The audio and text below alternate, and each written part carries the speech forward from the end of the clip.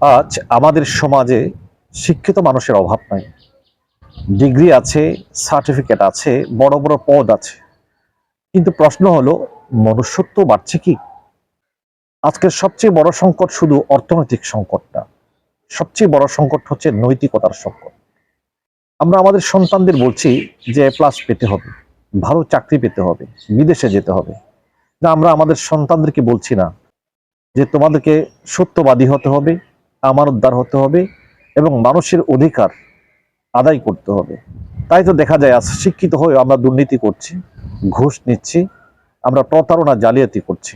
কারণ আমরা শিক্ষিত হয়েছি, নৈতিক চরিত্রবান হতে পারিনি। আল্লাহ তাআলা বলেন, ইন্না আকরামাকুম ইনদাল্লাহি আতকাকুম, নিশ্চয়ই আল্লাহর কাছে তোমাদের মাঝে সবচেয়ে সম্মানিত ব্যক্তি তিনি যে তাকওয়াবান।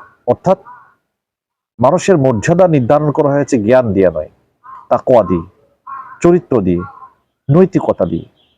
রাসূল করিম সাল্লাল্লাহু তাআলা আলাইহি ওয়াসাল্লাম ছিলেন পৃথিবীর সর্বশ্রেষ্ঠ শিক্ষক।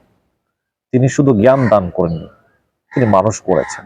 আজকে আমরা শিক্ষার্থীদেরকে ভালো রেজাল্ট কিভাবে পাবে সেটা শেখাচ্ছি, কিন্তু তাদেরকে নৈতিকতার শিক্ষা দিচ্ছি না।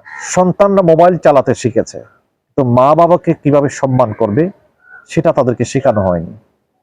আমরা শিক্ষিত প্রজন্ম তৈরি করেছি, কিন্তু মানবিক প্রজন্ম তৈরি করতে পারিনি। আজ আমাদের পরিবারগুলোকে শিক্ষার কেন্দ্র বানাতে হবে, মসজিদগুলোকে নৈতিকতার কেন্দ্র বানাতে হবে এবং শিক্ষকদেরকে শুধু পাঠদান নয়, তাদেরকে নৈতিক চরিত্রে চরিত্রবান করার শিক্ষা দিতে হবে। তাই অভিভাবকদের মনে রাখতে হবে, সন্তানদের সফলতা বড় চাকরিতে নয়, ভালো মানুষ হওয়ার মধ্যে।